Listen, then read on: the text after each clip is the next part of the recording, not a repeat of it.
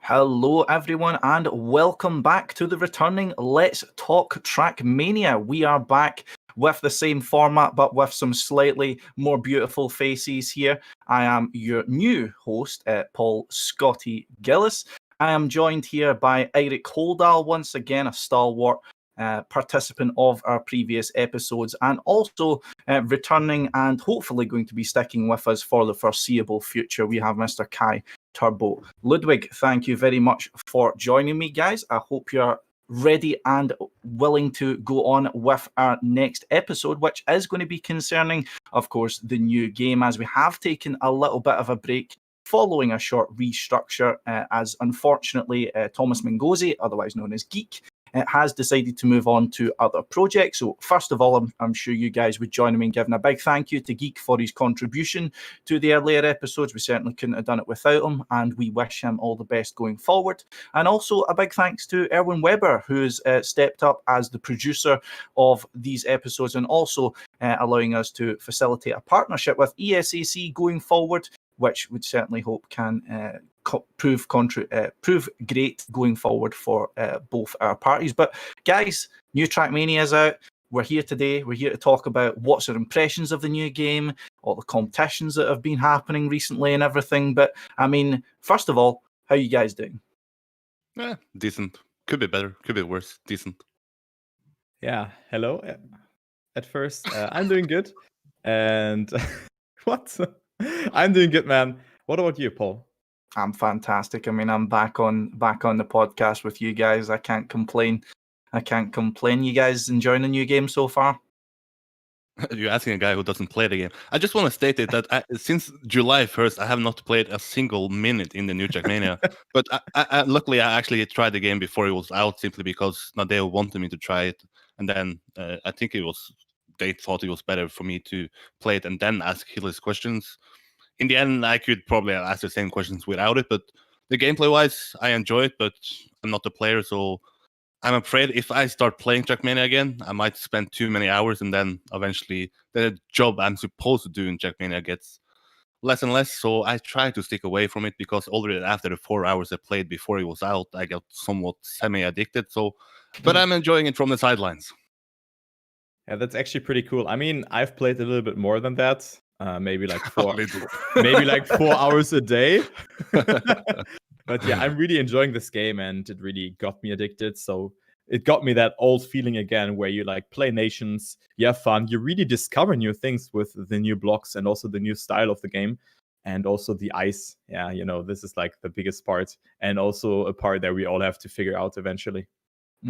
For sure. And I mean, that was kind of the first topic we want to bring up on a return to Let's Talk Trackmania, was the first impressions kind of going into the new game, as, of course, in these opening weeks, it is fresh to everyone. I mean, with exception of a very limited pool of beta testers, alpha testers and things like that. But it is fresh to pretty much everyone. It may be a format that, of course, people recognise. It's a recognisable environment and things like that. But yeah, want to kind of give our view and use this platform to kind of talk about what are kind of what we've found out after the first few weeks, both in our impressions as how the game's developed for us, how we've enjoyed playing it, for the likes of myself and Turbo, and how the kind of communities viewed the game and how it's developed over the last few weeks with its numerous updates, which are constantly coming out, and with a few, shall we say, superficial changes and a few changes which go a little bit deeper. But if I recall correctly, Eirik, you done a project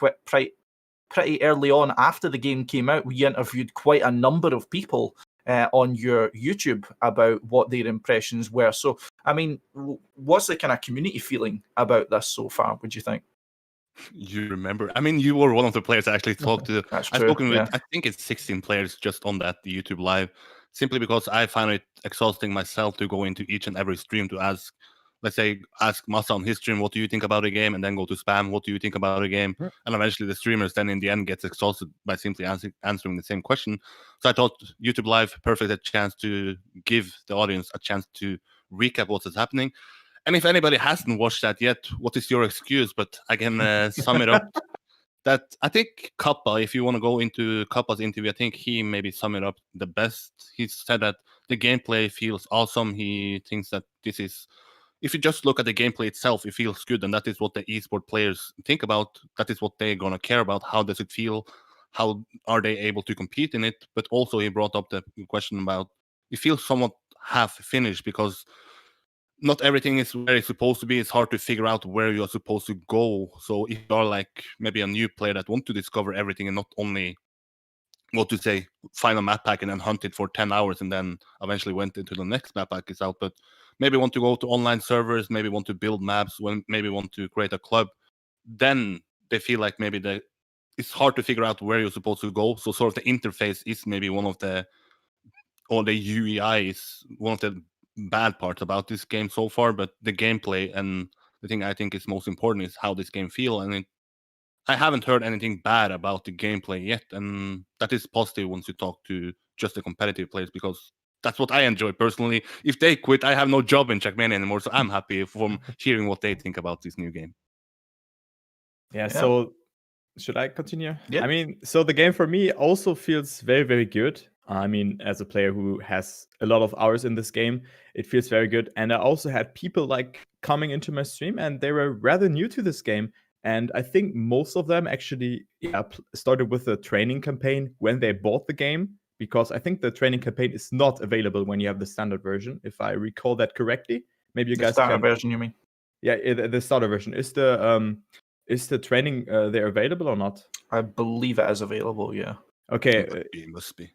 Yeah, I think it must be. But most of the people really got like, got addicted to this game because it's like you want to beat your time, like the Trackmania spirit. And a lot of people had fun doing that.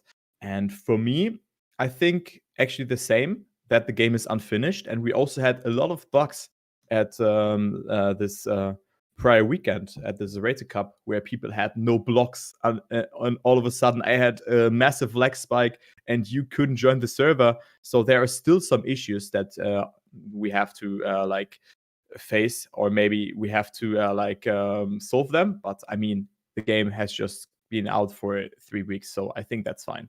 Mm-hmm. Yeah, I kind of agree with the kind of general sentiment, and it was something I spoke about.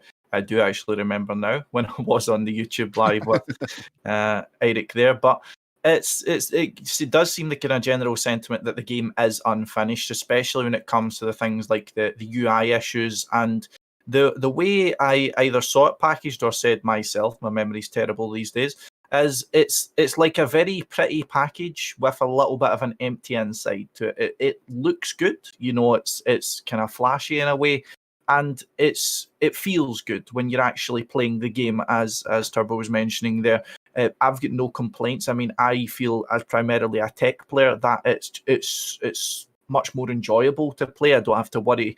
I mean, I've not had bugs yet, and that's such a strange feeling, being a tech player used to kind of pushing the limits and things like that. So that's very refreshing for me, and especially through the early stages, it was a bit weird to just be putting so much hours into Trackmania, and it wasn't for a tournament, or it wasn't because I'm specifically hunting someone. It was just that I was enjoying it, you know, I was having fun. And from a lot of the kind of people I've spoken to, it's been that one thing that's been missing for them for such a long time, which this new game's kind of brought back a little bit, which is the fun aspect of it, is just enjoying Trackmania for it being Trackmania again, which I think has been really good. But also, I mean, it might just be because it's fresh, you know. Of course, people are going to try it for what it is instead of, you know, coming back to play it seriously. But in terms of the why we say it's not finished, because I know both of you have mentioned that through either coming from other people who have spoken about it or kind of direct experience in it. I mean, is this something you guys kind of expected going into this, that we would see a game which would have some, you know, shall we say, more minor issues, and some that, I mean, fundamentally kind of shouldn't be there in a sense? Is that something you guys kind of saw coming? I mean, yes, I saw some minor issues coming up, but maybe more so if this game was released when it was scheduled to be released. We don't have to forget that this game was supposed to be out May 5th, not July 1st. So between May 5th and July 1st, they actually had a lot of time to work on stuff. So Maybe I expected less stuff to be problematic simply because now they have longer time to actually work on it. But of course, it's a new game. Then there are going to be some, I don't know, bugs, some stuff they add. There's going to be updates afterwards. So I don't necessarily think that maybe the bugs are the main issues. Maybe it's just how they design the different parts you're gonna find out about. And actually wanted to bring out how the servers in game work. I asked people on Twitter after the ZrT Cup was over, or I think it was after day one was over, what impressed you the most. One guy replied the servers, and that eventually that reply got more likes than my tweet, and that is something I'm mad about. But that just gives an understatement to that they actually. Oh, and that's the first disconnect from Eirik there. So, I mean, I guess he'll clarify when he gets back, but I believe he was referencing issues with the servers being as sarcasm, if I'm correct in saying, Eirik. Hello. Is he back? I mean, yes. Yeah. Something I'm not happy about is the Discord. I don't know, Discord update. Yeah. But yeah, I think maybe I expected more problems from the service itself because ZrT is the most players. I think it had just under 3,000 players actually showing up. They had 5,000 people signing up. But if the game survives that test and if the servers are going to be used for other events, I think the server side of Trackmania should be at least promising. So maybe I expected a little bit less problems, but I'm not too bad about the sort of bugs and issues there. But I'm not a player myself, so maybe I forgot about most of them. Yeah, well, I mean, being on the... I personally didn't get to play Zerator Cup as I was working up until the start of it, unfortunately. I unfortunately didn't get to play and kind of experience how the cup was to be run smoothly and things like that. I'll mostly kind of course, take your guys' directive on that. But, I mean, I kind of expected that there would be quite a lot of teething issues because, I mean, Nadal does have the reputation of having, issues with the game that do in some cases go unresolved. I think what more my expectation was for there to be more change. Whereas when you're looking through the game into the little menus and things like that and into the little parts of, if you dig a little bit deeper, if we just use that kind of analogy a little bit there, but it seems to be there's a lot of stuff left over from the old projects. So we're talking things like Turbo, we're talking Shootmania, we're talking Trackmania 2 Stadium. Like, it seems there's little things that have been left over here which either shouldn't have been, or it's just in a case that it's not new, which I wasn't expecting everything to be fresh kind of going into this. But onto what you were saying there about the servers, I mean, I personally played a kind of ALM Cup, as ALM Cup, which is a tech tournament, which was just run over the next few weekends here. And one of the biggest complaints, actually, on the other edge of the sword from what you were saying, Eirik, was the servers, actually. People were attempting to host matches through their club rooms and through their dedicated servers, which they've set up through third-party providers. And it seems there was a lot of difficulty in actually making the club servers private, yet still allowing, just your general tech player from standard access to join.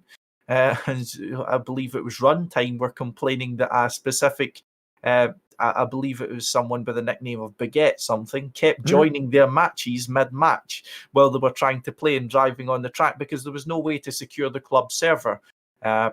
We personally, when I was playing a match against Team UK, had a bug where two sets of players would click on the same link for a server and they would get split in half and put to different servers, like clones of the same server, which was really kind of bizarre. But I've heard kind of niggling issues here through the server side of things. So it seems to be they've got a handle on it for your large-term projects. So that's things like your TMGL, your Zerator Cup, which is important because if you're having, as you're saying, there 3,000 people playing this game, the last thing you want them to be seeing is a broken product. So, I mean, I'm not really happy with like the rest of the community seeing something that isn't really working at the moment. But it looks as if they know how to fix it if they've got it working for other events. So, as long as they keep up the kind of update schedule that they have been doing throughout the past weeks, then I think hopefully the signs should be a bit more encouraging. So, I mean, I'm asking myself what game comes out without any flaws. Of course, before I was starting the ZrT Cup, like before that night, I was asking myself, what will go wrong tomorrow, because I know for sure, I knew for sure that this will have some issues, and I had this issue with the lag. But I mean, those are things you can really work on, and I think that this has really shown us the like maximum where Trackmania can go when 3,000 people try to play on 30 servers or so that were hosted by someone. And I think that they really got some data or some like reviews from players, and this does not work out, and they can work on it. Because I would say that this is like Trackmania now is a long-term project concerning the subscription model and everything. But everything, I mean, the majority worked out good. I mean, if we take Mania Planet 4 into consideration with the 24-hour race and the Game World Duo Cup, that was very terrible compared to what's this weekend. Yeah, for sure. I would definitely agree with you. The only thing that I would kind of put as a point to that is that I'm interested to see how cups like that test the new game. I mean, there's been virtually no competitions outside of Trackmania Grand League and a few matches recently that were run on Pittsburgh Knights all-round circuit that are utilising the lap script, which a lot of people complained about. And I'll be interested to see if the DDE staff manage to get a sort of 24-hour race or endurance race running and manage to kind of test the boundaries of the new game. Because I think, like, we only discovered, at least within the tech community, a lot of the issues with things like the rounds mode or the teams mode when we started playing competitions that utilised that mode. So I'll be interested to see, like, if and when the Game World Duo Cup starts to push its boundaries, if we see some other formats coming back, like, like the original, what was it, from 0 to Hero with the duos, or the Spartan Cups or things like that, things that aren't on the game's own specific modes, like your endurance race, and to see if the game does hold up on the technical sides of things. But I mean, I'm a Trackmania player. I don't understand the whole back end of things. I'm not going to pretend to. At least through my experience of it is exactly, I'd agree with what you said there. I mean, Turbo, it's not as if we can expect, most games now don't come out, flawless. It's just a kind of a fact of the kind of current climate in gaming. But I mean, to take it away from the kind of the dull, kind of tone of this, overall, to kind of address the other side of things, I think that the launch has been very interesting in its impact on the community. Now, I'm sure you guys would have noticed this as well, but it has been almost a kind of point of unison with everyone actually giving the game a try. It's not as if people have went into this saying, I'm not interested in it at all, I'm not even going to give it a shot, which I'm very happy to see, because I was concerned about a possible split in the games and things like that. And I've seen a lot of old faces actually being interested in playing the game again. So, I mean, are you guys kind of seeing the same of me, that this, if anything, I mean, although we're in the kind of baby steps at the moment, do you think that this is going to perhaps, lead to a new breath of life into the community we already have? Who wants to start? I mean, I just noticed it on my streams when people were coming into my stream and were asking, yo, is this game free to play? And just asking very basic questions. And they didn't even know who I am, which is like something really uncommon in Trackmania, because everyone knows each other in the community, because all of the players here are playing the game for super long, and there are coming so many new players into the game, which is really cool. And you can like explain that to them. But on the other hand, it were really a lot of people. It were a lot of people in my stream chat, even though I streamed at the prime time where I didn't really get too many views, but still people were coming to my chat and asking the same questions over and over again. And I think that some of them will actually stay as well. Two takeaways there. Turbo is surprised he has no. Second of all, he has a lot of viewers, so somewhat shout out to himself there. But I mean, it's of course cool to see like Sander coming back to play, maybe Karin now moving to the new game.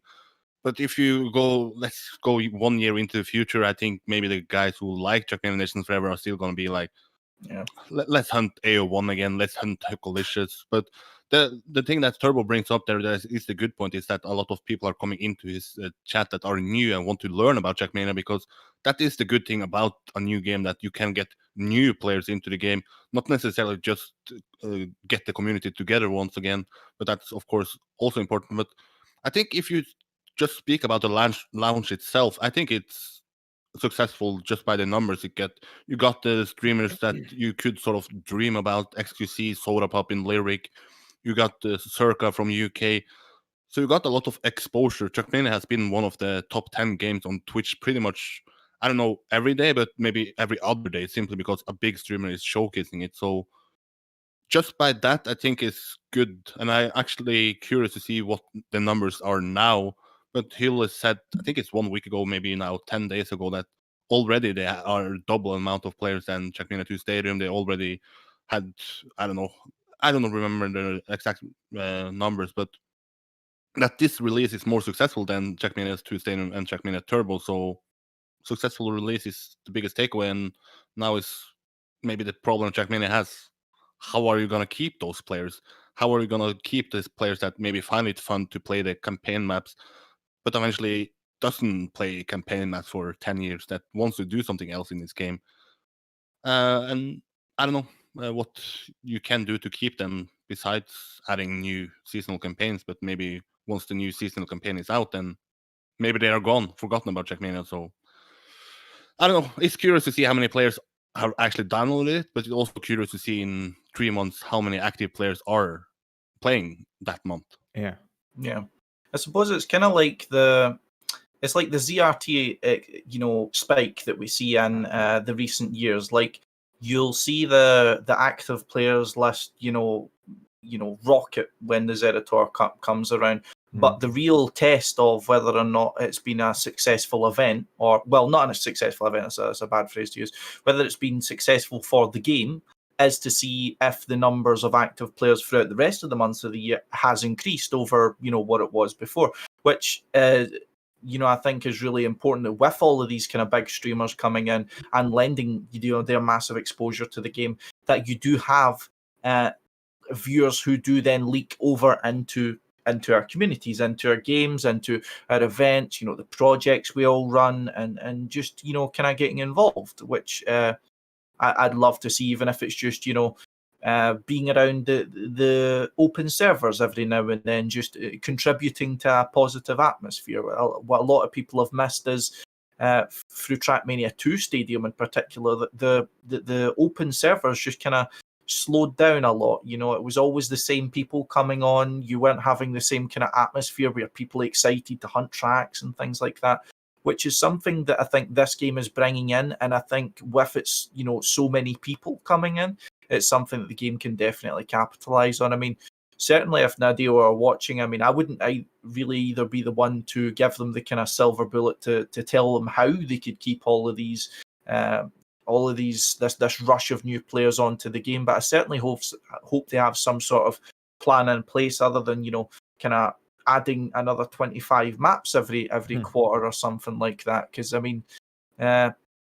of course, with it being a subscription model, it's essentially going to be up to Nadeo to justify to these people who have done your 3 months, who have done your year, to continue subscribing to the game throughout the lifespan of however long their interest stands, or however long the game stands itself. But the figures the personalities you were mentioning there, Eirik, exactly as you're saying, streamers you could only dream of having been involved in a game, and that has really had quite an impact on the Trackmania streaming scene in general. Even outside of that, not only are you seeing I would say a surge in popularity. Of course, these streamers are already popular, but your typical Trackmania players are experiencing elevated levels of popularity. You're seeing gift subs flying around like it's nothing on all of these big streams. Certainly that's fantastic for them, and I'm very happy for them to be capitalizing on such a surge in Trackmania, which a lot of these people who have provided quality content in the game for years certainly deserve. But it's one thing I'm really enjoying seeing is just filtering through. Obviously, I don't speak any other languages. Checking out people who speak English, of course, and just checking out all the new streamers, all the new people who are just discovering the game, who are getting the addiction that we sometimes speak about, and discussing it with them, letting their kind of infectious desire or like kind of join up with your own. It's nice to see that kind of fresh perspective on the game, and that kind of fresh, like, oh my god, what is this? Or or like that surge they get when they nail an author time or something like that. Whereas, I mean, experienced players like us, we don't really have that anymore. So it's nice to see that. It's nice to see so many new faces around, both bigger ones and smaller ones in terms of that. I mean, have you guys been checking out any of the other streamers that have been coming into the game, or mostly just hard to break old habits, would you say? Well, just to start off with the first day, I was ready. I had a TV on with a stream. I had a iPad. I had a mobile phone. I had like multi Twitch there. But eventually, after 2 hours, when my head was burned, I was like, "What do I even learn from this besides maybe just checking out?" Because you can maybe watch a lot of different streams, but you cannot hear a lot of different streams. So I eventually just tried to see what maybe Spam and Riolo thought about the game. But then once you had some new big streamers, I found it more interesting to actually hear what they think about the game, because I said it multiple times that I think one of the things I found the most difficult is to get an outside view into Trackmania. I think I'm too much inside this hardcore bubble. The people I speak with daily are people who are esports players who have maybe the same vision. Like, they are also maybe just in this bubble, but we need to find out what the outside bubble thinks about this game, because if we want new players to come into the game, we need to understand how Trackmania is viewed from outside perspective. And that's why eventually the first week, and every time Lyric wants live, XQC, Solo Popping, I just want to hear what they thought about the game. I want to see what the chat thought about the game. And I think all of them actually liked the game. They all came back to play it again. So I don't think the problem is actually to get people to like Trackmania. It's like I mentioned in the previous segment, that I think it's how to keep them in Trackmania. But now, like you mentioned, the top players are experiencing success. I'm watching pretty much every time I have, or let me rephrase that, because I haven't watched a stream in 1 week because I have no internet. But every time I have the chance that actually are at the place with internet, I watch Massa, who is now getting a lot of viewers, a lot of subscribers. I think if it goes live, it's 800 to 1,000 viewers. You have your countryman Pack, who's now the biggest UK streamer in Trackmania, is overtaking you there. But he had like 400 viewers, I think it was yesterday. So it's cool that people who like Trackmania are like me, that just want to watch Trackmania, find these good players, find streamers from Trackmania, because XQC and Lyric and those are not going to stick around for 1 year, 2 years. So I'm trying my best to watch Trackmania streams, but it's hard now with no internet. So life is hard, man. So you just you just said something about Massa, and 2 seconds ago, Massa is going live. I saw that one at the top right. So what a coincidence. And I really like that he's streaming every day and keeps up that motivation, because most of the time he played for 1 week and then he lost motivation again. And you can really see by him just playing the game every day and grinding it, that the game is actually worth to grind it. And yeah, for me, I've watched a bit of the German cast from Trilux. It was actually very good, because he had some more knowledge than just the ordinary other players who have like not played the game so much than he did. And it was actually super good, because I looked into the comment section and people were like, yeah, do that more often and everything. They were really like hyped for this game and really liked it. And I think that there are a lot of new German streamers because of that, or like maybe more German people are trying out the game, which is really hard. And you also brought up the point by how to maintain the players. I think that the track of the day is actually a cool incentive into the game, but I mean, it needs more like that, because some tracks are good or bad, are not favoring you. So I think that the campaign thingy, that you can actually see what ranking are you in each campaign. For example, in the ZrT Cup, you could have seen it, or in the solo mode or everything. This is really cool. Yo, I am like 10th in my district, or like 20th in my country, or something like that. And also that the game feels more dynamic than the games before that. So that is really, really cool. Just wanted to bring up those points because I've noted that down. Yeah. Just one thing I think is very important going forward with keeping or even small changes. If I was to suggest something to help retain some of the massive amount of kind of popularity that this game has had over the past few weeks from the exposure it's been given and from, you know, the fresh launch bringing a lot of people into the game at the same time, is one thing I was kind of critical of a little bit before it was some of the restrictions they had on the starter access.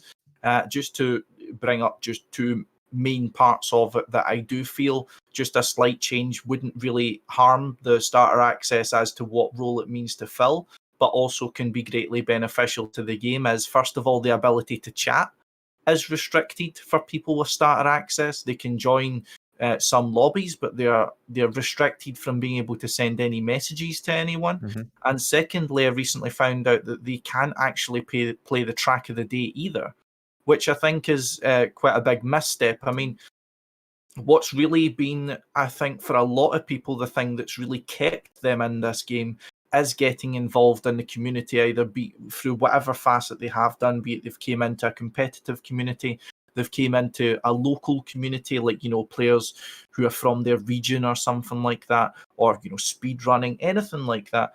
As the when they've been on servers with like-minded people, they've been talking away, they've been talking about the game, they've been discussing what they like about it, they've been kind of hyping themselves up a little bit about it, and also enjoying the community content instead of being restricted to Nadeo's own campaigns, which I think would be something very important going forward, as to kind of remove or at least rethink that kind of restriction. Because, I mean, while you still want to give some sort of distinction between each edition, you want to allow the seeds to be planted so that you can reap the benefits of it. And I think that's a few restrictions which maybe just aren't needed.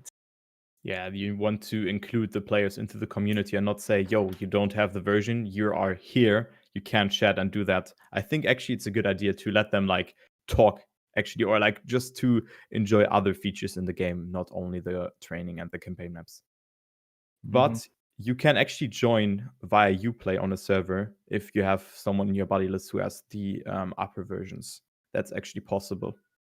Yeah, I mean, there is a few ways around some of the restrictions and things like that. Like, people are finding ways around the skin restrictions and such. But I mean, the unfortunate part of this, I mean, it's not like the old kind of free zone in Trackmania Nations where we can kind of hope it flies under the radar and that it won't get patched. I mean, that this is something I can imagine that they'll know about, and if they're interested in it, then they'll find a way to kind of restrict it. I'd imagine at the very least, if it's going to work out beneficial for them. But I mean, in terms of in terms of the situation at the moment, so I mean, we're kind of 3 weeks in to the launch of the game so far. I mean, given as what this episode was titled as, is first impressions. Now that you've kind of had your first impression, how do you feel about the next few weeks, the next few months, the next year or so for what you've seen of Trackmania and what you can now expect?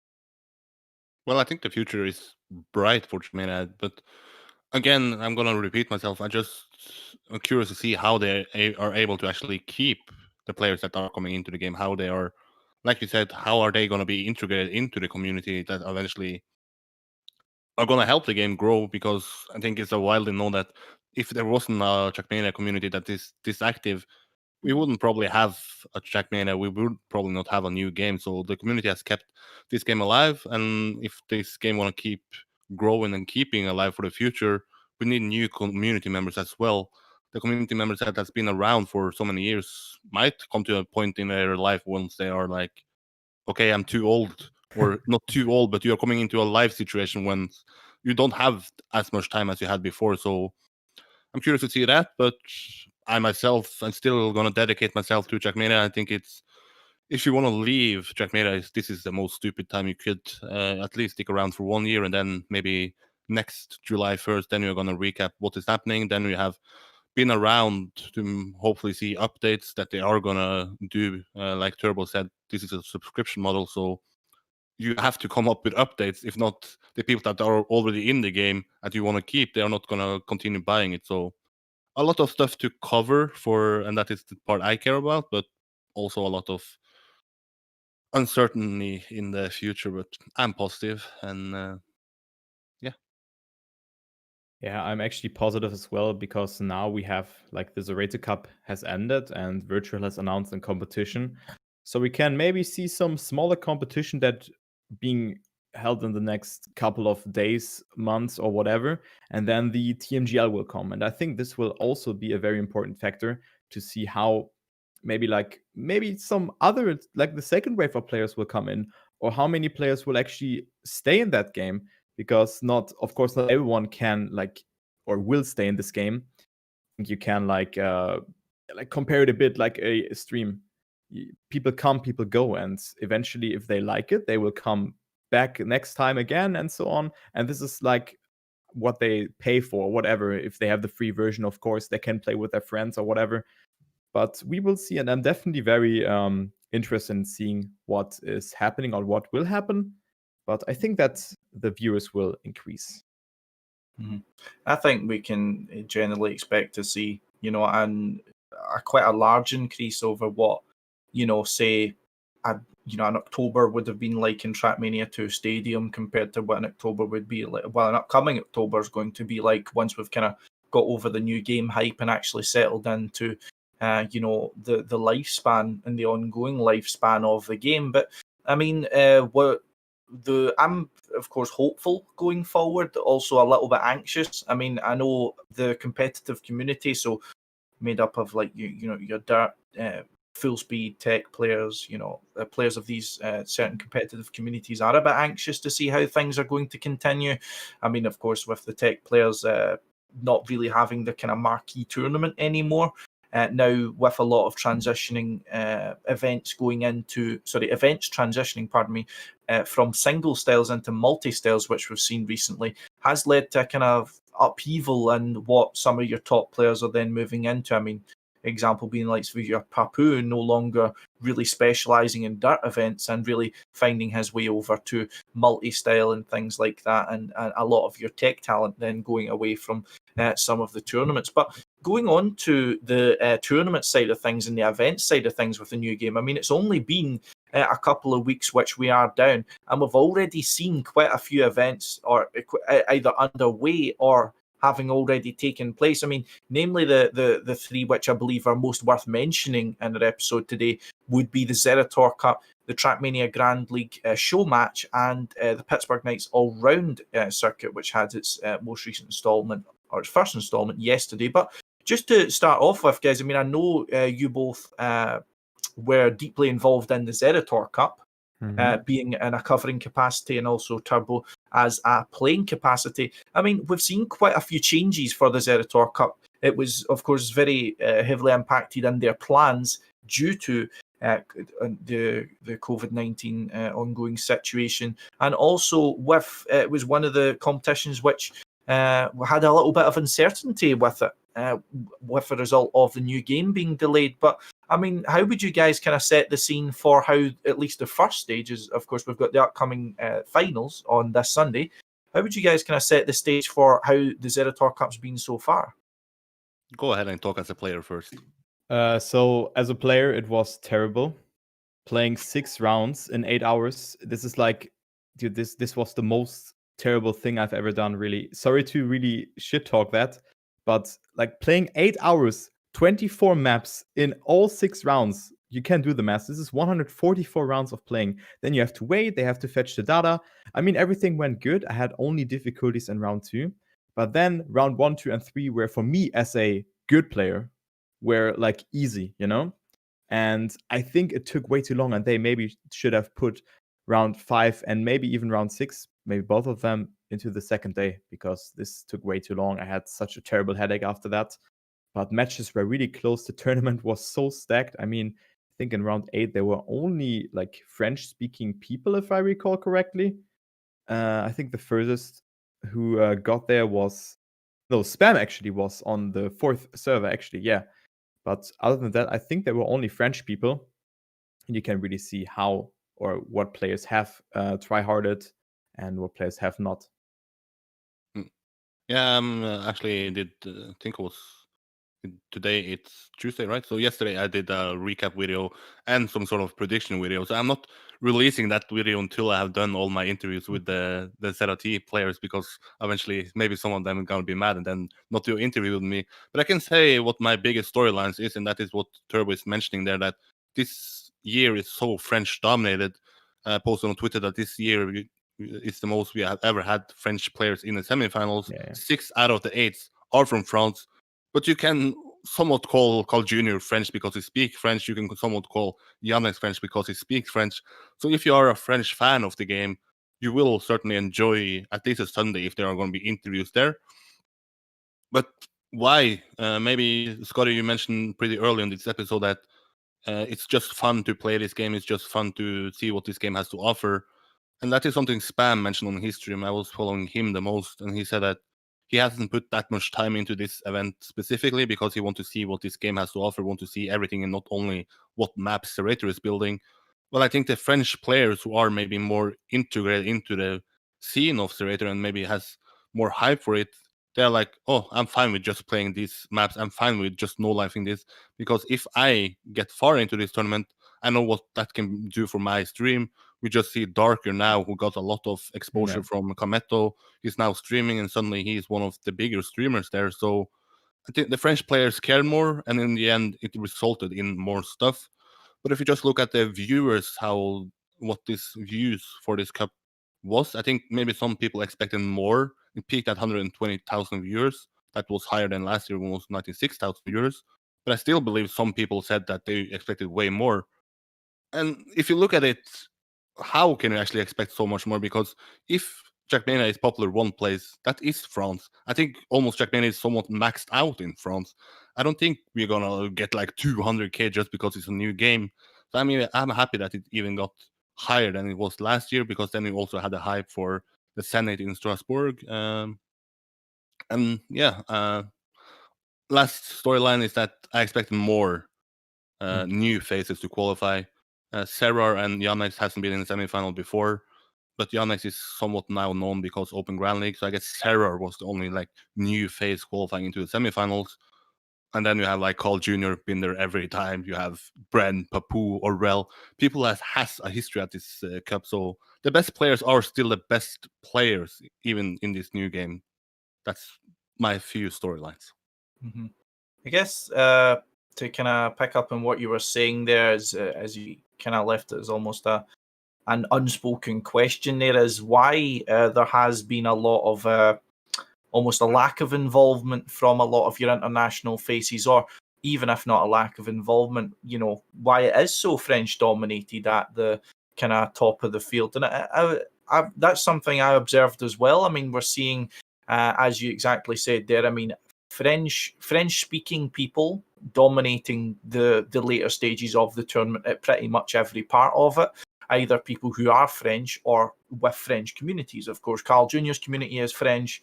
Yannex's community is French, regardless of their nationalities. But what I believe the most important thing is about that for the kind of general community is it's just the way I would look at it, as exactly as you were mentioning from Spam's kind of point of view, is that the game is fresh, and a lot of your new players, a lot of your players kind of transitioning into this new game immediately are just wanting to see all this game has to offer. Whereas for the French community, the Zerator Cup, at least to a large majority of them, does mean that much more for them. It's a much bigger opportunity for them. It can possibly allow them a significant amount more exposure if you're wanting that to, you know, say get your stream kick-started. We've seen Zerator's tournaments have kick-started quite a few streamers' careers in the French community, made it even livable for some of them. So it's a lot more on the line for them. It's a lot more potential recognition for them because, of course, a lot of your viewer base is French. So, I mean, you want to be known to your own community by being deep in this tournament. I mean, that's how we hear about that. That's how we see a lot of these top players who are participating at these events. You're seeing, you know, little when you go into some of the servers of fan of Gwen or something like that, or which is nice to see, because these guys are getting the recognition they deserve for an immense amount of effort it takes to get to these kind of stages and to pull off these kind of performances. It's definitely very commendable. But I think one of the main changes as well, apart from the new game, which influenced the kind of international community kind of taking a step back from it, was that what they could get from it was kind of taken away a little bit. And what I mean by that is that there was going to be I draw a comparison. When I spoke to Wally, who's a good friend of mine, of course, he was a finalist at the 4th Zerator Cup, I believe, and 2016, and maybe one of the earlier ones, if I remember correctly. But I asked him about the Zerator Cup, and he said it's the best event he's ever been to in his life, and that was because of the experience of playing in front of an auditorium of a few thousand people screaming their heads off. You know, that's an experience you do not get anywhere else in Trackmania, and that's what I believe some people are chasing. You know, they might not care so much about the prize money because it's not a an exponentially bigger prize money compared to any other events we've got. They're chasing that kind of chance to play, chance to be almost in a stadium or a in front of so many fans, which, you know, almost like being a football player, you know, in front of the home audience or the away audience or something like that. And there was no possibility for that this time, as the cup was being played online. And you never saw a lot of your players who'd taken interest in the cup previously. So names that immediately spring to mind were the likes of Kappa and Pac, who have tried to he didn't play. Who have tried to qualify for the offline phases a few times, if I remember correctly. I believe Pac was successful in the duo edition. I'm not too sure about Kappa though, but these players, you know, didn't show up this time, be that down to some other constraints. Also, I never really saw, forgive me if they did participate and didn't really get as far, but some of your players from the international community who were very hyped and just missed out, so the likes of Rizo, Plasterix, players who were very specialised in, shall we say, the tricky style that Zerator offered, not really showing their faces for this tournament. And I think it's just what they stood to gain was not as much there, so they preferred to enjoy the new game for what it was. But I would say overall the event's still been good. I mean, maybe not on the kind of player side of things for you, Turbo. I mean, I could guess you're maybe still recovering from that, but I mean, I'm sure you guys will at least be watching the final. I mean, unfortunately for us, it looks like it's going to be an all-French kind of broadcast for the later stages, but I mean, I guess we could expect that.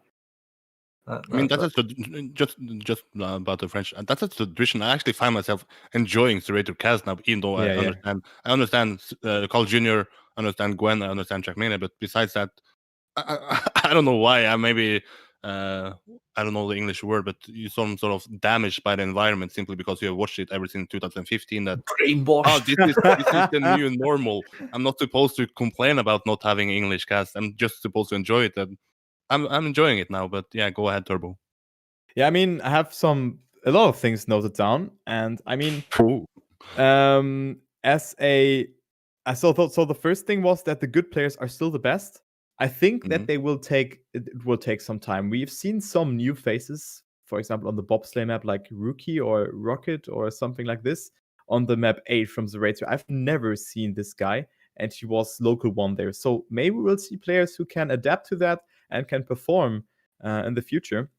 And I think actually that the ZrT Cup event, just to come to that point, is way more prestigious for the people in France because, like you said, ZrT can start your career if you're authentic or whatever. It can start your career in streaming and can also like give you money. Maybe people think like this as well. If they're good in the game, they can maybe get some make some money with that, or they can be famous or whatever.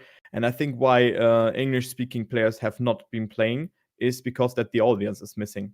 I was not motivated at all tryharding this ZrT Cup because I knew that I won't go on stage and I could not make it happen anyway because I'm not the fastest, even though my name is Turbo.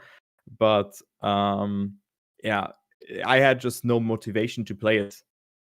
Yeah, Granadi also didn't play the game, the tournament. he didn't attend. And yeah, keep it into perspective. I was 6th in Germany, and I think top 200 in the world in this campaign. So this is like only Frenchies are tryharding this one.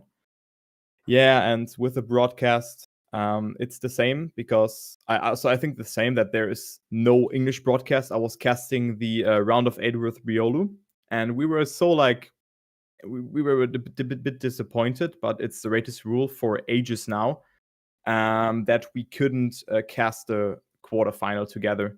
But yeah, it is what it is. It's the latest rule, and therefore we have to take it.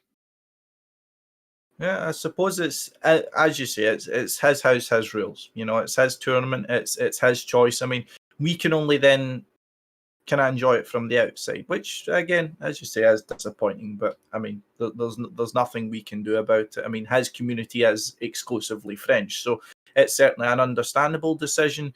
He wants to kind of go to his own audience. You know, I guess he doesn't feel like an English cast brings anything to his experience. And I mean, when you're someone who's bringing in like 100k viewers, you're not really going to care about, you know, 800 views going to whoever's casting the English cast. It's not something you're going to really worry about. I mean, if especially if he has some sort of business aspirations for, you know, I don't know, the production of the cup itself. He wants it to be presented very well, so he wants to keep it all hands-on within himself. I mean, I don't know about you guys, but I saw the I think it was a production desk for the people who were behind the marketing sides of things for the Zerator Cup. I believe it was NTWU, if I recall correctly. Yep. And it's just mad to look at. You know, like just screens everywhere of like the Zerator Cup streams and everything like that. So I mean, clearly he's got a big team working on it, and I can imagine with a very good amount of investment he puts into his events that, I mean, I certainly can't hold it against him. It's nothing I'm bitter about. It's just something I wish was different, personally. I mean, it would allow us to get a little bit of the slice of the pie. I mean, you know, it would allow the rest of the world, so to speak, to give a platform and give some motivation to their players who are participating, who are very well capable of qualifying and even winning these events. I mean, we've seen that in years gone past. I mean, of course, now no longer around, but we Javi Flyer, of course, is a winner of the Zerator Cup. We've certainly had a lot of representatives from outside France who have shown they're capable of challenging and getting to the deep stages. But I mean, not to just kind of speak exclusively of the Zerator Cup, as we have had some teasers of tournaments and also the starting of some other events here. But one of the other most important tournaments in the Trackmania scene at the moment is Trackmania Grand League. And we recently also had the show match for Trackmania Grand League, accompanying finally the full 16-player list of participants for the upcoming Season 2. With, of course, additions now of Gwen, Yannex, and Afi, replacing the outgoing Coco, Roland, and Revolution. With, I believe, the only orgless players being Evon, with Yannex and Bren's orgs yet to be announced. But, I mean, we saw the first glimpse of Trackmania Grand League on the new game, and I mean, as the kind of theme of this episode is first impressions. I mean, what was your guys' first impression of Trackmania Grand League being showcased in the show match? So I think it was a really good showcase, but the thing that really like was a bad thing for most of the people was, as always, the point system. That you lose points from the 4th map onwards when you are 9th or in a lower seeded placement.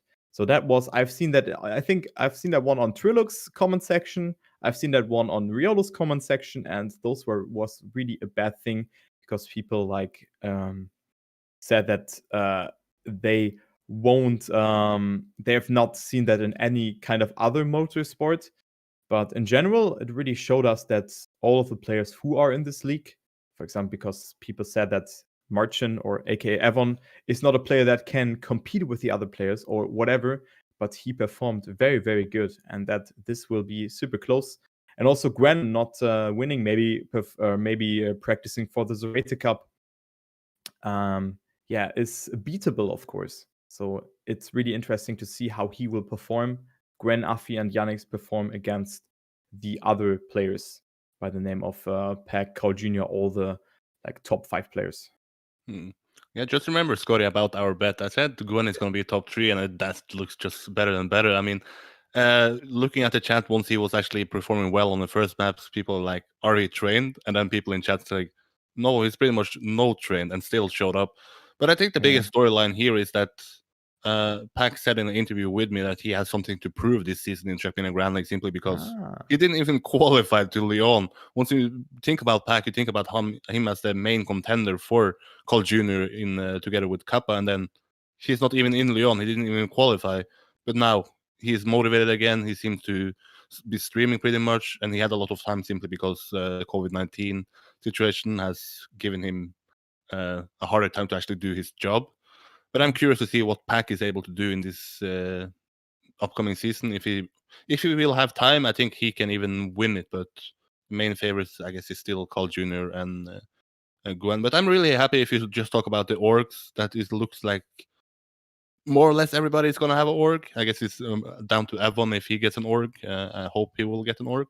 But I'm also happy that we see Alliance coming, for example, to get actually Spam. I think if you are an org and coming into Trackmania, I think Spam is one of the better guys you can have. People might think of him as a streamer, but this guy is one of the best players still. 5th at Grand League last year, 4th at Lyon Esport. Hopefully he will not only be able to play for Alliance, but eventually keep them interested into investing into the game later on, like Pittsburgh now is doing with hosting a cup. Because it's one thing to have a player playing the game and just having the tag, but it's another thing to actually be invested in the game and doing stuff outside of Trackmania Grand League. And it seems like Alliance might do that simply because they have one of the guys who is most invested into creating content and creating stuff for himself and his stream, signing them for them. So positive so far about Trackmania Grand League, and the point system is something at least me and Scotty have talked about ever since it was announced, and I don't think that is going to change. But yeah, if they can change it, fine. But I'm not gonna. I think I've beaten that dead horse for a while now, so I'm gonna move on to other stuff. Yeah, sure. I mean, we talk about the fact that it hasn't changed, and I mean, as you said there, I mean, beating the dead horse. There's no point, kind of going through at least why I thought it was wrong or why I thought it shouldn't have been a part of things. But I mean, like, one thing I will say as well as to what you're saying, it's very nice to see such big names coming into the tournament scene and being invested in some of the players who are involved with, exactly as you're saying, the likes of Alliance and such like that. I'd hope to see that a lot of the organisations that are involved in Trackmania do value their kind of involvement in it, as I was saying to you guys before I went live. I mean, when I've been trying to contact organisations to cast, some of the older organisations are kind of not really displaying signs of interest and engaging that much with the game anymore. It's more just they'll pay their player and let the player kind of do whatever they want. They don't really care so much about who streams or who does social media for the event, and Eirik's gone again. But one of the things which I'm most interested to see is kind of like we were talking about, like retaining players with each Trackmania edition coming, with each kind of period of Trackmania coming through. I'm very interested to see how we retain the interest of these orgs coming through if we give them other projects which may capture their interest instead of just Trackmania Grand League. If we have some other competitions where their name and their flag can be flown, say having some sort of Lyon esports tournament that's really, say sponsors are supported by Nadal, so that for example, Alliance can see that their player, that they're getting value for money. I'm sure a lot of these orgs will be putting in considerable investment into their players. I mean, I've heard some of the figures that have been kind of flown around in the background, so to speak. And as I say, a lot of these orgs are putting significant investment into their players, so I'm sure they want to be seeing a lot of kind of representation from their players and from their content creators and their teams around that. So I think that Trackmania Grand League is the pinnacle, but I'm hoping to see that Nadal have more plans to follow up around Trackmania Grand League instead of just OGL, as we've also discussed some issues with that. But were you guys surprised to see the kind of lack of change coming into this season? No, I think they pretty much found their somewhat identity. They have found a system that they want. So maybe I don't know what changes I want. There are changes now. It's now from the map 4 onwards to lose points. I think last season was from map 3. So eventually in the beta season it was pretty much every map, right? And then getting closer and closer to maybe next season is just the last map that you lose points on, and then maybe in 3 seasons you don't have that problem anymore. But pretty much what I expected. It doesn't feel necessarily. I think the only change is basically that it's a new game and that we have new orgs. I think if you had the same game, I don't think the format is that noticeable different besides the point system change. So it feels like Trackmania Grand League still. Yeah, indeed. And it also feels like a little bit like the old games because you have all the new faces and they are all performing like on a good level. So you can see that the game maybe has some new things to offer. But on the other hand, people have adapted very quickly to the game because their knowledge about the game or their like learning skill is very good. Mhm. But if you talk about I forgot to mention that one of the changes is actually that we have 3 players coming in, and then hopefully they will actually change something about the season. Like I mentioned, I think when it's going to be up top 3, I think it's going to be now together with Pack and Kappa the main contender for Call Junior, because I think it's going to be both good at the endurance format, but also going to be good at the cup format. Some players have like maybe I bring up Kappa as an example pretty much every time. I think he's better in cup mode. I think he's a better contender there to actually be the best instead of I don't view him as necessarily the best endurance player. But I think Gwen can be both. So how do you guys actually think that? I mean, I think we can agree that Gwen is going to be a contender. But if you talk about Afi and Yannex, do you think they are going to be battling for the last spots? Do you think that maybe they can have a secure place in the playoff, maybe even challenge for one of the top placements? How do you view the 2 Swiss players placing in this league? Ooh, that's a tough one, actually. Go for it. Well, I mean, from my kind of side of things, I mean, Gwen has always kind of had the a lot of hype around him from primarily the kind of pace he sets out. I mean, along with the same kind of reason the likes of Novus gets a lot of hype at the moment in tech is that he's really setting a lot of these competitions alight by getting really sick times in match and things like that, and also bringing consistency into his game. So I reckon he's definitely going to be the pinnacle of the new players that are coming into the Grand League season. But for Yannex and Afi, for me, it just really depends on the field around them. I mean, we've seen a lot of the players involved in the Grand League having massively different performances. My 2 main examples for that would be Bren and Pack. We've seen Pack go from challenging for the number 1 spot in previous editions of Trackmania Grand League to not even qualifying for the top 8 in last season. And we've also seen Bren having very much wavering performances in Trackmania Grand League, albeit due to other sort of circumstances. But for them, I mean, I don't believe they have the same kind of raw pace as Gwen seems to exhibit at the moment. I mean, perhaps Afi has the consistency, but in this sort of format, I mean, you can be consistent, but when the level is stepping up that much more than Open Grand League, then consistency isn't always going to be enough. Unless it's a really difficult map, you're seeing a large amount of people completing 6 lappers without crashing. It is then decided by who's the fastest. And if you've mostly got consistency on your side, which I believe would be Afi's strongest quality, then I would say that he might be in trouble when it comes to, fighting for, when it's a battle between, for the 8th position, for the safe position, when he has some players around him that we know are lightning in a bottle, like Massa. Massa has the pace to challenge anyone in these sort of tracks, but it's the consistency that lets him down. Whereas it might be that one map where Massa manages to pull it off, and then Afi remaining consistent and sticking to his strengths might be the one in a disadvantage. But it's really hard to say. I'm mostly going to wait until week 1, week 2 of Trackmania Grand League before really making my final kind of pick of who I think's the real top contenders for this. Because, I mean, you could say someone like Pack and then he could turn in the same kind of performance as last season, as he's either not as interested or he's not got as much time. So I've not got high hopes for them, but I don't imagine them being players who will be slaving for the bottom 2 positions. I believe their motivation and their drive to be part of this competition is going to allow them to take some places for those who are. I mean, it feels like some of them, at least in last season, were just driving to keep their spot. They weren't driving to aspire to win. They weren't or anything like that. Hopefully, this new game and this new environment kind of injects a little bit into the arm, a little bit of energy into the arm. But I think they'll do good. But now's not their breakout season, I don't think. Yeah, I mean, it's hard to say because Peck has not really practiced too much. I mean, I have casted for Eminem last season, and he was like, yo, I've just practiced those decks for 30 minutes or so. And then in the OGL, he was actually a contender. I think he was third in there behind Afi and Gwen, if I recall correctly. So if he practiced the maps, he is performing very good. And I think with Afi and Yannick, we have like very different players when we see Afi getting all 200 STMs. And on the other hand, Yannick being also a very intelligent player.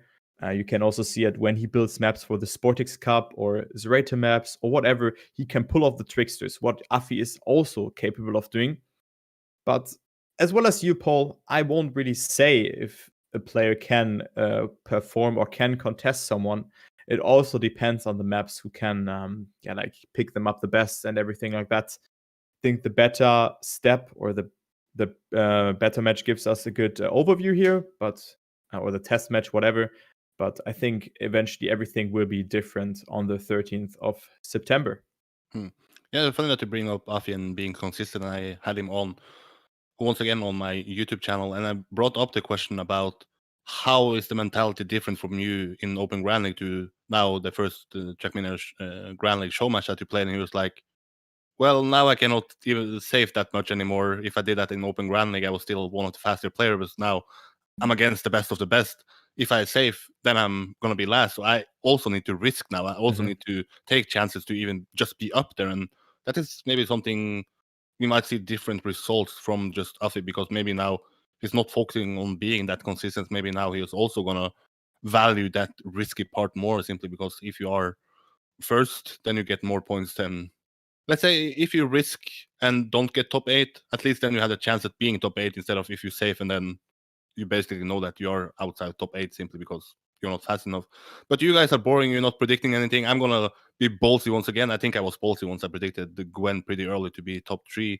People was somewhat disrespecting him just because it's once again this meme culture about some people saying it's good, but they think they're saying it in a way that Gwen is better than Carl Jr. after step 1 of Open Grand League. And then the response from the other side of the community is like, yeah, Gwen is not even going to be top 16 in the world. So it's sort of two worlds. But coming back to my point, I'm going to be boldly. I'm going to say that all 3 from the Open Grand League are going to be top 8 simply because they are going to be more motivated than players that have sticked around for so long. And I think motivation is a key part here. Afi qualified almost to the ZrT, and he didn't even take it that serious. Asked Yannick, are you taking this serious? No, he's also taking Trackmania Grand League more serious. And he's in the ZrT Cup, so they are talented players. All of them are coming to the playoff. And Gwen is top 3, like I said. And I said for a year now.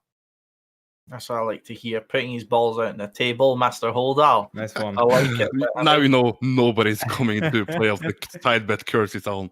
Yeah, the side bet's curse is on. I won't curse anyone else. I mean, we'll have none of the fears left if I can put mine on the line with you. But something which I was kind of thinking of whether or not I would bring up here. But I mean, just before I kind of get on to that, one of the kind of controversies which was brought up recently, actually, by Trilux when he was mentioning about the point system. I mean, not to kind of harp back onto the point system, more to take this from another point.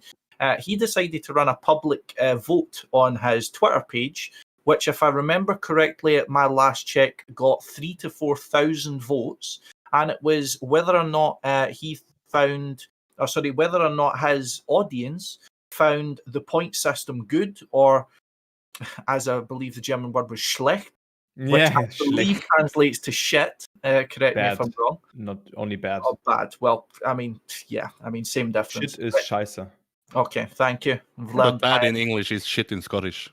Yeah. Yes, exactly. Yeah, my man's been listening. But we saw the bad or shit option get quite an overwhelming majority. I mean, it was more than 60% of the vote they managed to take. for that to say that his audience did not support the way the point system was working. Now, the whole reason for this point system was to make it more entertaining for the viewer and to make it more exciting for the viewer. But I mean, not to take that as just, that's what everyone thinks, but I mean, when you've took quite a decent sample size there, that's over 3,000 people at the very least. I mean, forgive me for not checking the exact count before coming on, but I mean, a lot of people have came out and said they don't support that. I mean, what would you kind of do if you're in Nadio's shoes at that point? I mean, do you have the confidence in your own point system and keep doing that? Or, I mean, you've heard people complaining since day dot. I mean, at what point does it get to where they sit down and think, maybe we might actually start changing some things up here? I mean, I think the story for Trackmania Grand League ever since it was announced is that no matter what sort of backlash they have gotten, even from the community, even from the public, they have sort of stick to their plan ever since the start. I have said that I respect SoftDB and Hillis actually for doing that, simply because, I mean, if I had that sort of shitstorm, I would maybe even consider just, why even bother? Just end it. But they at least they have stick to their plan, and I don't think this is gonna change anything. I mean, it's good that Trillis is vocal about it. He's known in the scene, but has still been gone for a while, so he has again this outside bubble perspective. But I don't think they're going to change it. Then we probably change again the whole identity of the Trackmania Grand League, the sort of thing they have. Maybe they actually thought about this before they even thought about the league, that it would be cool to have some sort of cup where you lose all the points and not only gain all the points. Again, I don't like it. I think once map 5 and 6 is out, you see casters spectating who is 9 instead of who is second. So you care more about if number 9 is overtaking number 8 instead of if number 2 is overtaking number 1. So you move the perspective to actually who is losing points instead of who is gaining points. And ever since I follow Trackmania, I just want to watch the best of the best, and the best of the best are battling for the first place, at least the best in that round. So I agree with the poll. I think it should be changed, but if that is going to base your decision about if you're going to watch Trackmania or not, I think you're not going to watch Trackmania, because I don't think it's going to be changed. No. It's hard to tell, because I mean, their intention was that they want to make it very, very entertaining to the audience.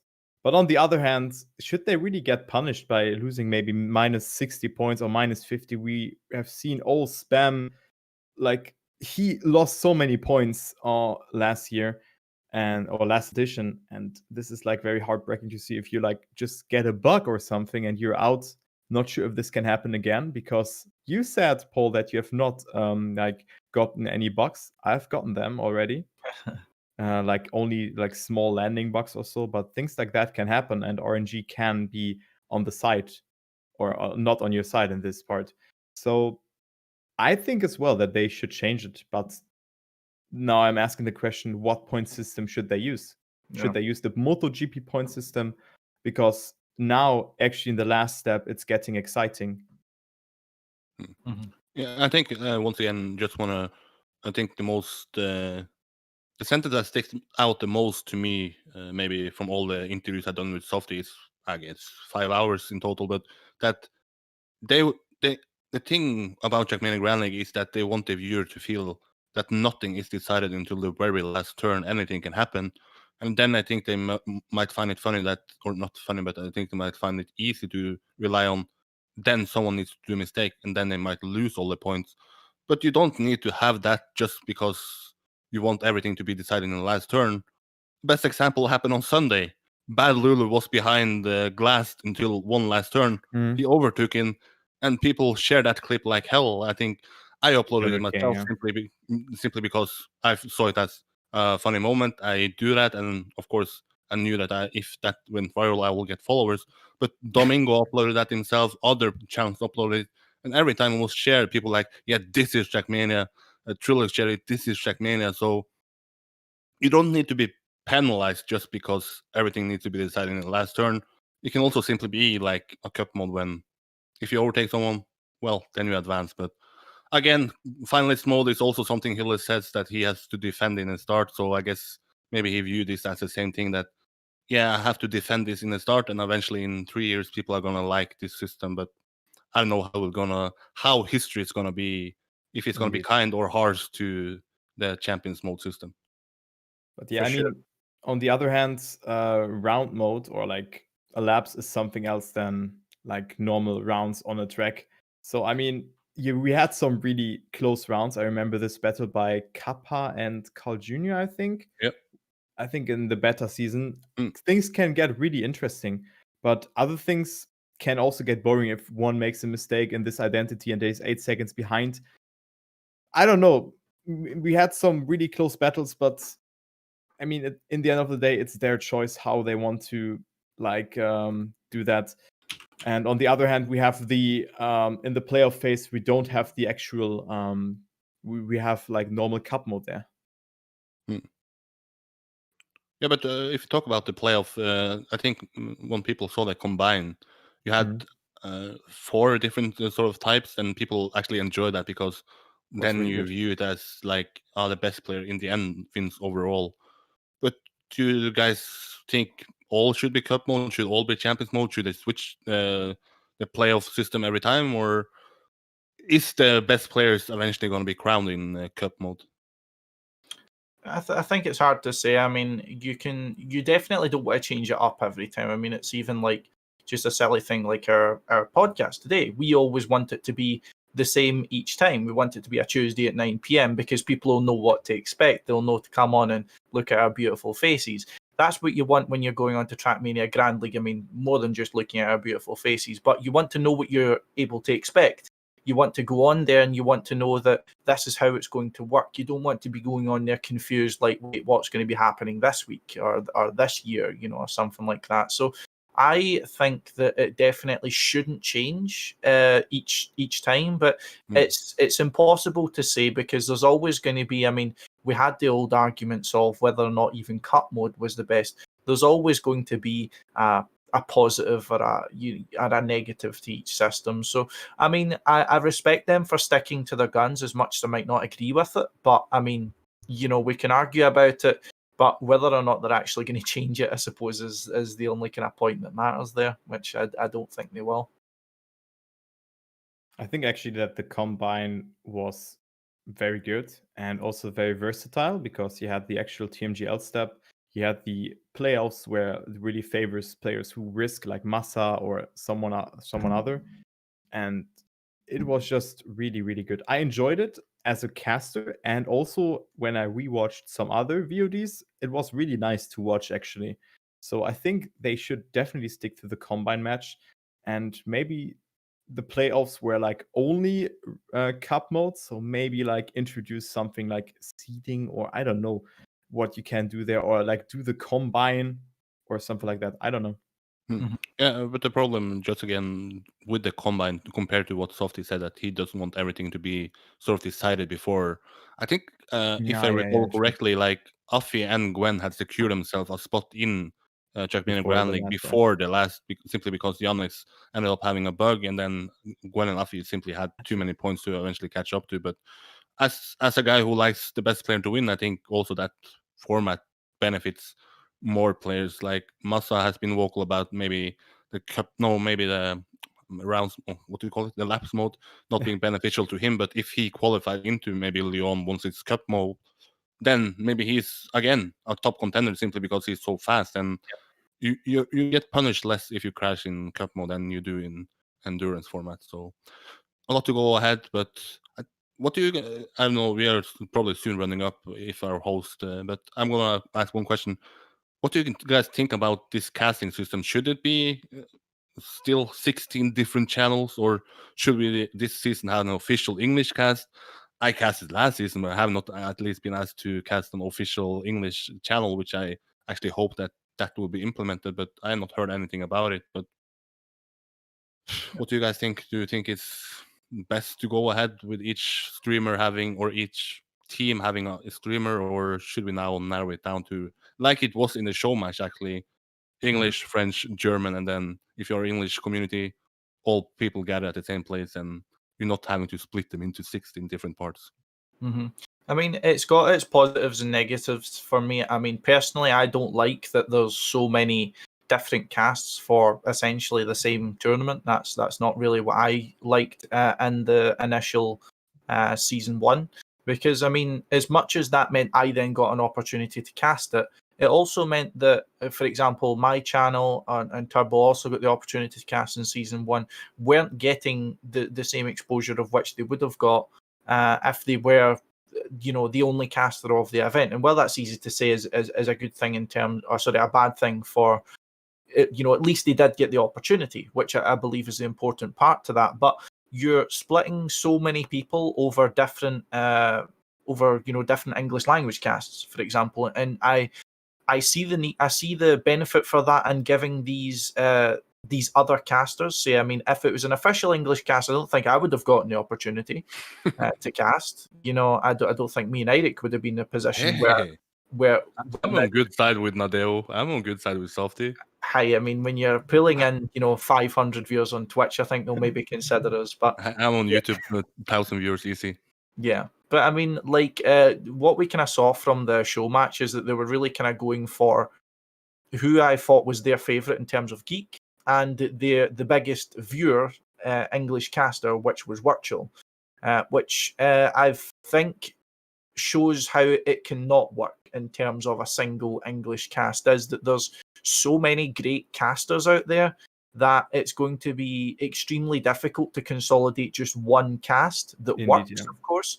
And that completely shuts out so many people from having an opportunity to cast the biggest tournament there is, especially when some of these casters are equally as good as some of the casters who were already getting opportunities. So it's very difficult to say. I mean, personally, as a viewer, I would prefer to just, have one stream to watch. I mean, picking's fine if you've got a preference, but I mean, I really would only have a preference if one cast is better than the other. I'd prefer it just to have one good cast that I watch rather than have to, pull up 8 different streams to find out what one I like best. That's my way of looking at it. But I recognize that if it wasn't this way, I probably wouldn't get to cast. So I'm kind of stuck in how I feel about it. So I think, I mean, you said that people will actually go to other channels and pick out what cast they like more, but I think that actually was not the case in the last season. I think how they should deal with it now is you have, like, I don't know, we have our caster Discord, we have a pool of casters who are English speaking right now. There are 8 online, 7 without Riolu. Maybe everyone should get an opportunity to just cast around with like a dual partner, maybe us two cast step 3. Then there is, I don't know, geek and virtual casting around, or step 1 or so, and maybe then let others decide whether they like or dislike the cast, something like that. But I think that 16 casts is way too much. I mean, this gives everyone the opportunity, and not all of them are English or French speaking, but it is way too much. Yeah, for sure. I mean, just one kind of final point I wanted to address about Trackmania Grand League. It's not something I've really spoken a lot about public. I mean, Eirik, I'm sure I would have spoken to you quite a bit about this, and it was regarding something I found to be rather controversial, and I was wanting to know what you guys... Is it Sardosh? Not Sardosh, no, not Sardosh for once, but something I want to know what you guys thinking as well, what you guys in the chat thought. I mean, we've had our controversies in Trackmania, normally nothing too, big. We've had a few issues here and there, but something I wanted to bring up was regarding the combine itself. Basically, what had kind of been found out through the combine is, of course, how it was supposed to work. Is you had your players who were guaranteed to be in, the likes of Gwen and Afe, players who were guaranteed to be not considered for the future, which I believe is Volnera, Hydra, Coco, and Roland. And then the rest was optional depending on who the orgs wanted to then pick up. So, I mean, say Big wants to stick with Massa, then Massa's in for next season. Eminem wants to stick with Pac, Pac's in for next season. But if Eminem want to go with someone else, then that person is then in place of Pac, for example. Now, recently, the kind of controversial part of it, so to speak, was when it had the information essentially came out that some of the people who were optional, namely that was Legu, Tricky, and Aegir, were not offered to organizations as an option, so to speak, Mhm. whereas all of the other Orgless players were. So, of course, I'm not going to go through them, as some of them still haven't got their deals signed up and things like that. But some of the players who were part of the Combine and were, by the Nadio's own rules, stated as options, were not given the optional chance to be even part of Trackmania Grand League. I mean, I've spoken to organizations directly to find out a bit more information on this, and some of the organizations didn't even know of these players. You know, they weren't told about them, they weren't offered them. And I think with what we were saying earlier about motivation, especially in terms of Open Grand League, I can guess if you're a player like Legu, Tricky, or Ager, then that's quite a killer blow to your motivation, and that's quite a bit of a kick in the balls, in my opinion. And I wanted to know if what you guys thought about that. I mean, is that me kind of explaining it as making a mountain out of a molehill, or is that do you guys think that's an issue which does deserve to be spoken about? Both maybe, but I think in the end it's not going to be.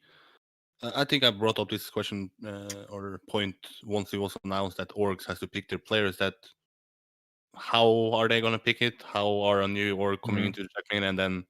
Yeah, okay, I know that the history of the game, Spam is world champion from 2012. He was fourth at the Lyon esports. So I think SoftTB has a big hand in this. I think he is helping the orgs a lot, essentially picking out in his head an org and then essentially maybe, okay, I have a player in my mind, BDS, Switzerland's org. Okay, I know Afi is there. I'm not going to suggest Egger, Legu, Tricky because I want a player to represent the org and then eventually a country. So I think SoftTB essentially suggests one player to an org, and if they are saying no, then maybe the others. But I think SoftTB has a big hand in this, and I'm happy at least with it because I think SoftTB has a much better understanding about who is the best players in Trackmania than a potential new org has. But I can understand the motivational part that maybe it feels like even though you are a top player, maybe you could have been in Trackmania Grand League if someone else was doing this job. That you also need to be a top player. You need to be one of the let's say top 20 in the world, but you also maybe need to that's convince Softy as well. Maybe that hey, I'm ready for this. Give me a chance. So it's more than just playing a game that you feel like you're having. Sort of like the UFC. If you want a title shot in the UFC, you need to win a lot of fights, but you also need to be on the good side of Dana White to eventually get it. So I don't have a big problem with that, but I think the bigger problem I have is simply that you're so confused after the combine, like who is actually out, who is in, and then you have to wait 4 months until you. If the best part would be like football when it's just a relegation, but I understand with orgs that can be difficult. So as of right now, I'm fine with it, and I'm happy that maybe Scotty. That would be a dream world. Like if Scotty picked the players, maybe I would be in there. But that Softy B is actually picking instead of just a random org coming in. Maybe see like a good example, maybe like coming in from France, seeing that Schultz have a lot of viewers, and like, yeah, we want Schultz to play, and then he's gonna get wrecked. So I'm glad SoftTB is sort of a middleman there. Yeah, indeed. I mean, what really has come as a surprise for me was that Yannick's got picked because I thought, yo, Revo is definitely in. And then all of a sudden, Yannick's could have played. But maybe it's also the personality that a player has. For example, Yannick's is streaming. Revolution is like more of a person who is just playing and like playing for his own and not like streaming or doing any sort of social media work. I mean, he created Twitter 1 year ago. And he has the best Twitter picture in the world, including me. First, yeah. But you see, I mean, maybe players are more interested concerning now that they are like a bit more of an influencer, so that they can like market those players better than others. So I think it's good, but bad on the other hand as well. When there's Revolution, who's also playing very good, can't have another shot at the next season. He was not playing good in the last season, though. Yeah. I'm sort of happy. I'm a good friend, or not a good friend, but I like Revolution. But I think even more players should have been out from that Trackmania Grand League season simply because, like Scotty said, in the end, it felt like they just played because they had to play, not because maybe they had the goal of winning. And as of you're like, if your average placement is 11 out of 16, then yeah, maybe time to get the motivation back. Yeah. I mean, I didn't mean it that way. I understand. Yeah. He has the pace, and in the first step, he actually played very good. But still, I mean, it is still I think it's good that there is like to come to a conclusion that Softy is the middleman behind that, and then he says or tries to match the players with an organization. That's actually a good thing, but on the other hand, it's like a bit unfair for other players. But yeah, what you want to do, right? Yeah, I mean, just to kind of have my final thought on it, I mean, I know obviously Nadal do have a big hand in deciding who gets through to this, but when this is your premier competition, I mean, there was already a kind of bit of murmurings, you know, when pretty much everyone for season one was directly invited to the tournament. And now to know that even if you do get through to the combine, unless you get one of the top two spots in such an elite field, then essentially whether or not you get into the tournament is not within your hands at all. And I mean, it concerns me when it gets down to which player is more popular in place of which player is better. You know, then we're kind of crossing the line over to which is a field which I don't think Trackmania I didn't think Trackmania Grand League wanted to go in. You know, kind of having, you know, it being one person who just decides goes in and out. And I mean, I'm sure Softy knows what he's doing. I'm not the person to question, although we've had disagreements in the past, to say the least. But I mean, I'm sure he knows what he's doing. I'm sure he thinks what he's doing is right. But I do feel a little bit uncomfortable, especially as I was a person who had aspirations trying to get into trying to get through Open Grand League into next season. As I'm looking at now and I'm thinking that my performance, no matter how good it is, won't be enough if I get top two. I need to do so much work other than that. And I guess for me as well, that's such a foreign concept. You know, used to, of course, getting deep in tournaments, just simply being a good player instead of, you know, taking the Conor McGregor approach, being a really good fighter and being very good at marketing is what gets you the dollar bills, I suppose. But that's really all else I had left to say on it. Was there But just to sort of be the devil's advocate here, let's say that only two players advance from the combine, it's Afi and Gwen. Then I would be left with a feeling about why not Yannick. And looking at the combine sheet now, Yannick was the fourth best player there. Revolution was number 9, so he was not even the top half of it. And if you look at the players that are in the Trackmania Grand League now, it's only Matt who is in that was behind Revolution. So, like I said, if ideal world for me would be that the best players just go up and the bad players go down. I would even go as far as to say top 8 from combine in, top out, not top, bottom 8 out. So it was 3 good players from Open Grand League in that combine. It was, and also the whole season overall, it was Gwen, Afi, and Yannick. And I'm happy that they're in. I'm happy that don't want to sound like I'm just defending Softy B just because I want to have him on my podcast for a 6th time or something, but I'm actually happy that he had the balls, or what do you want to say, to do that. Like, Yannick got pretty much, after I spoke to Yannick, he said pretty much after the combine was over, Softy B said that, don't worry, you are going to be in simply because you are one of the best players.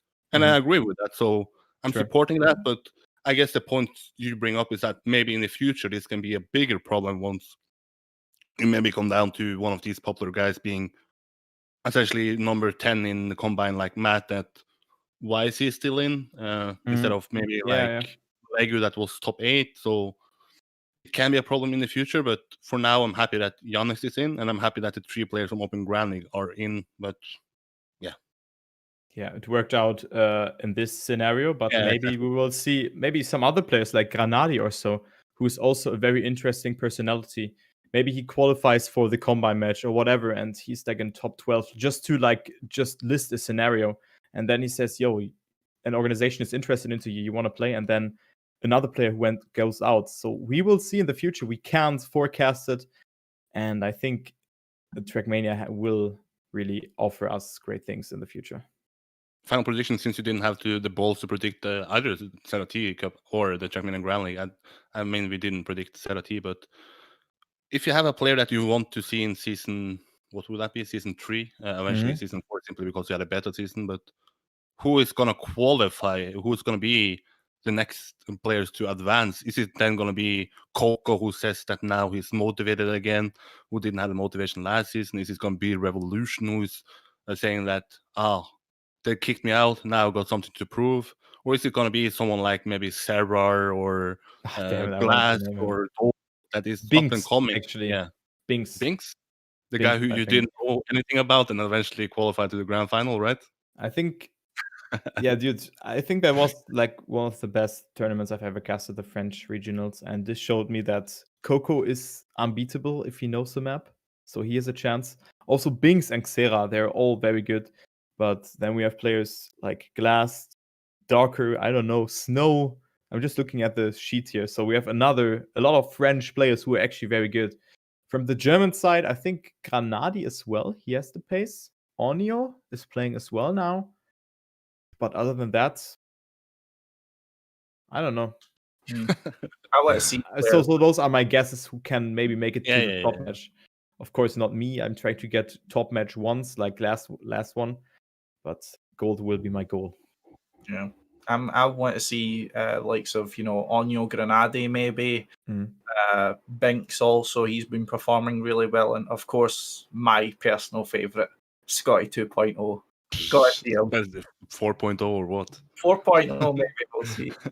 But yeah, just the people that you mentioned there, both of you are actually either French or German. And ever since, we all remember the qualification from the beta season, then it was the regional qualifier simply because they want countries to come into the game like, I'm from UK, I see Pac, I'm naturally going to cheer for him simply because it's some sort of national pride. So I think, not to go back if the best players are going to be the best players, but let's say if Mi4 qualifies into Combine, I think he will have a better chance than, let's say, that if Tricky qualifies into the Combine, simply because then Adeo sees an opportunity to come into the Nordic market. So I'm actually surprised about Egger not being picked because he's Hungarian. We don't have a Hungarian in Trackmania Grand League. Then you could have entered that market. But so I'm going to pick Mi4 and Egger actually to qualify into the next season. Oh, very controversial pick. I mean, Egger, as always. Egger has the pace. As we have seen, he qualified to the Combine. But Mi4, I'm not sure. Don't take it offensive if he watches it. But how good is he besides tech? I mean, he was top 10 in Open Grand League, if I recall. Yeah, but still, I mean, he didn't qualify to the Combine. Yeah, it was pretty close. So, yeah. I mean, I spoke to him during it, and he was sort of like this. I mean, I think he and Scotty had the same approach in the start, like, let's see if I like it or not, and then eventually I decides to step up or step down. I think Mi4 stepped up and Scotty stepped down. Yeah, so sure. if that's the continued trend, then I have my hopes on him. But again, maybe biased because he's my only disc golf friend in Trackmania. So yeah. Yeah, sorry, I completely forgot about his OGL performance. So don't Yeah. take it offensive. Of course, now I know. Tweet longer incoming. Yeah, guys. I mean, that has. Well, I suppose that's TMGL, at least the show match side of things, kind of wrapped up. I mean, we've still got a whole season to look forward to. I mean, we've got a new Open Grand League, we've got a new Trackmania Grand League, and of course, we've got some more events which we'll be able to talk about in episodes going forward. I mean, as I've said, I mean, this is only 3 weeks deep into Trackmania, and we've already got so much to talk about, but there's not enough time left in the day, guys. You want to predict for ZrT before we end, or ZrT top final or top final, grand final, and then top 4? I don't remember the exact semi-finals, but I'm going to say 2 people are going to get to the grand final for sure. And that's Carl Jr. and Gwen. Yeah. They're in the same semi-final. Oh, well, they're easy clap then. So Carl Jr. will lose over Gwen. Gwen will win this one. Gwen will win this competition. And then we have Carl Jr. in second. Then I think Aurel is there. Bad Ludo's... Wait, what was the second semi-final? Is it Aurel? First semi-final, Bren, Papu, Aurel, Zerator. So the other one is Yannex, Bad Lulu, Gwen, and Carl Jr. So I think that Aurel and Sarah will also go into the final. Oh, you think Sarah is going to beat Papu and Bren? Yeah. Do you talk about ballsy picks? That's the most ballsy pick of the day. I mean, it's very, very hard to tell, but I think everyone has a chance eventually. And Sarah has definitely the pace, but also Papu didn't really seem too strong for me. He was very fast, but the matches I've seen, people like, I don't know, Aurel or Bren were just a bit faster. Maybe I could be wrong, but yeah. I don't know. Like 7 out of Really? 6 out of 9 rounds he played. Yeah, but okay. to your point, that I was the earlier rounds, but he also won the quarterfinal. So yeah, then we are talking about that's different matches. that's a story of the Papu. Everybody underestimated him every year, and then it comes to the grand final. Yeah, true. But maybe this is his year to win it. But again, I think I think Gwen and Carl Jr. are the two biggest favorite.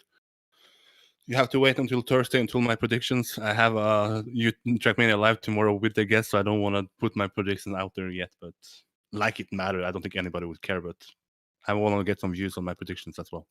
Yeah, we only look at the predictions to see who's going to be out first, rather than who's going to be in first. We know what the signs bullshit. Yeah, exactly. So we just know how to counter. But in the meantime, while you're waiting for our next podcast, of course, same time next week at 9 p.m, joined by the same guys, of course, with Eirik, Holdal and Turbo here.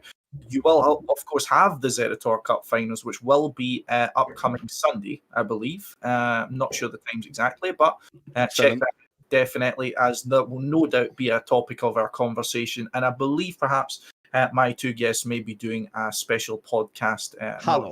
Entirely. Hello.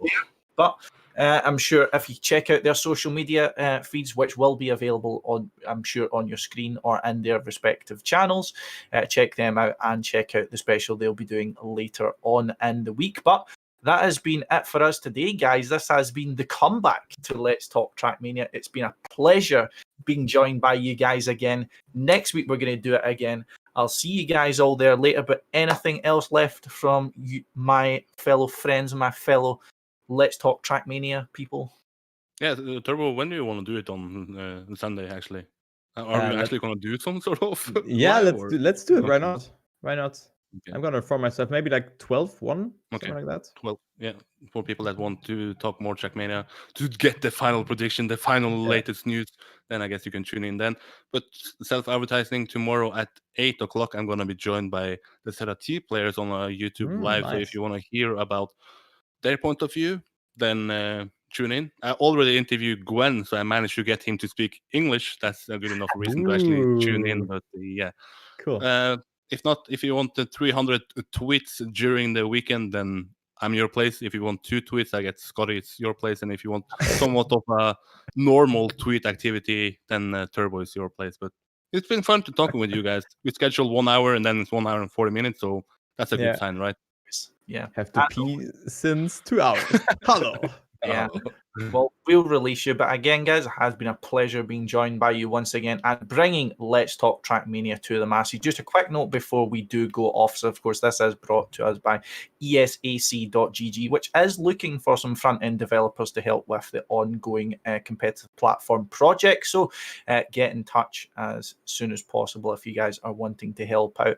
And, of course, thanks to you guys for joining. And thanks to everyone else for joining. And no doubt we'll see you all next week. I'm looking forward to it. I'm sure the other two are looking forward to it. But we'll see everyone next time. And thank you for coming. Pee time.